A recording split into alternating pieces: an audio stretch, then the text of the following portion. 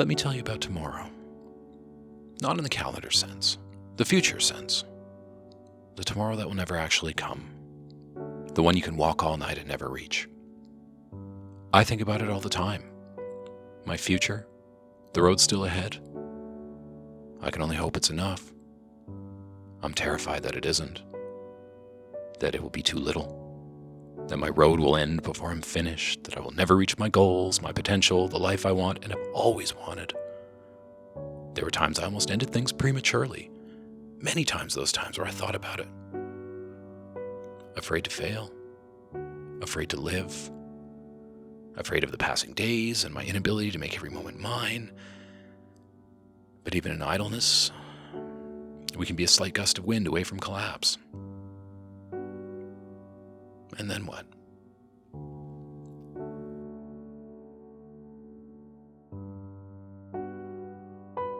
The man I am is aging. I still feel the same as when I was 18, but the days show. Lots of little lines on my face, gray in the beard. My hair is going, not quite gone, but past the point where I feel good about showing it. My balding head. I wear a hat all the time. There's a pretty good chance I do that to hide the aging process for myself. As if I could. I still suck in my gut in the mirror, in the presence of women, in public, when I remember to. It's just a little hairy ring of fat, but some part of me can't accept it, and I don't know why. You'd think I'd be strong enough. I'm filming myself, aren't I? You might think that exposing my vulnerabilities makes me strong. I don't know. I don't know if I'm strong. For me, strong is my trans friends who put up with active and often anonymous hatred. The whole 2S LGBTQIA+ community who face discrimination for who they are and who and what they love. Strong is nurses. Strong is loving parents who sacrifice for their kids. Strong is people who get through the day without the privileges I take for granted, like the internet, easy access to food, and just plain freedom. I mostly use my strength to carry my groceries. Sure, I frequently express myself artistically, but always somewhere with free speech where people who look like me are handed the best of everything. Is that strong?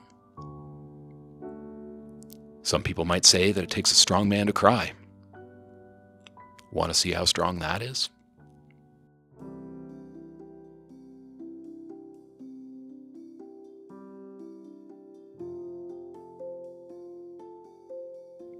Is this strong?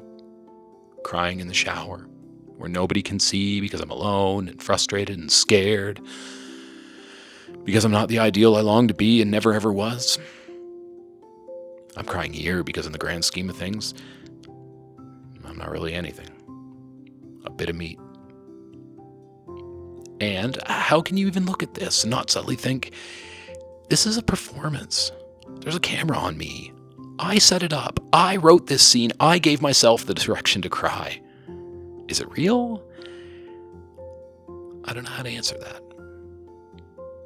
My fear is. My insecurities are. My loneliness is. If my road ended tomorrow, a day with a number, what could people even say? Oh, well, he made some decent short films, lots of room to grow with cinematography, but decent. He was a good worker. He had a world of acquaintances, but hardly ever had any kind of an intimate relationship. Single, no partner, not close with family, no assets. And maybe some other stuff. There's not a whole lot else. I don't share my thoughts much, not in the way they really are.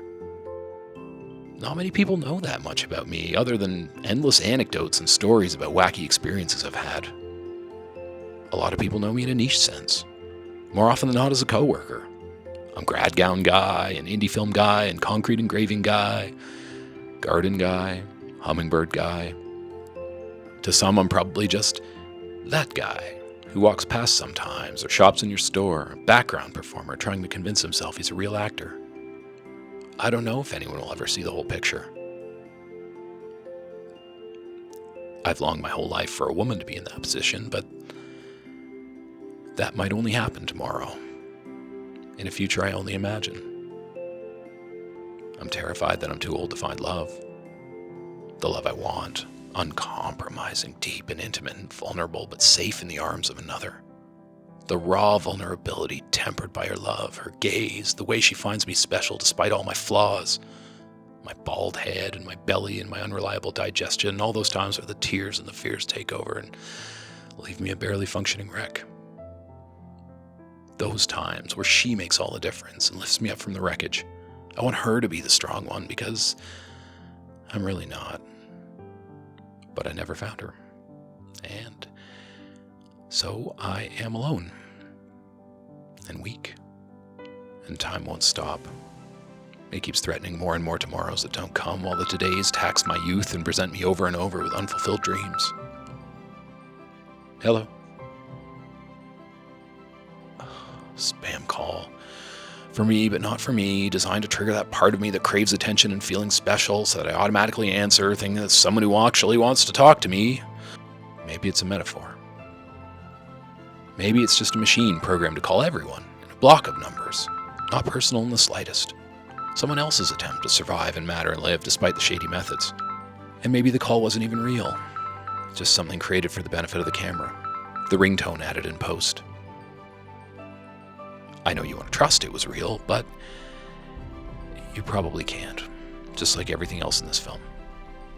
I can totally tell you that everything in this film is a little window into me, open just a crack.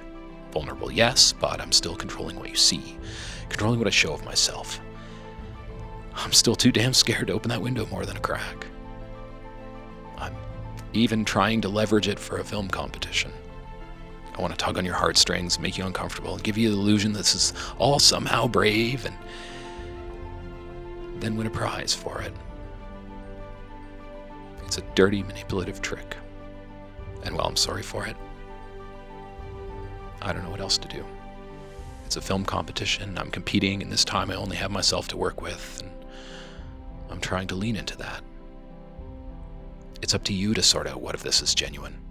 You should doubt me, honestly. Doubt all this, considering how I'm manipulating you, using images and music to reinforce these words. But also consider that I'm just a person, probably just like you. That it took everything I had to put down these words and pick up a camera and film myself like this and desperately try to force the window open enough that you could see me and not cringe, and not hate, and not find me a fraud. That you could approve of me and maybe even love me because I'm so bloody starved for it. Consider this filmmaking thing as an attempt to find out how I matter and be genuine and find love, even if it only happens tomorrow. Not the calendar tomorrow. The one that's not at the end of the all-night walk. The future.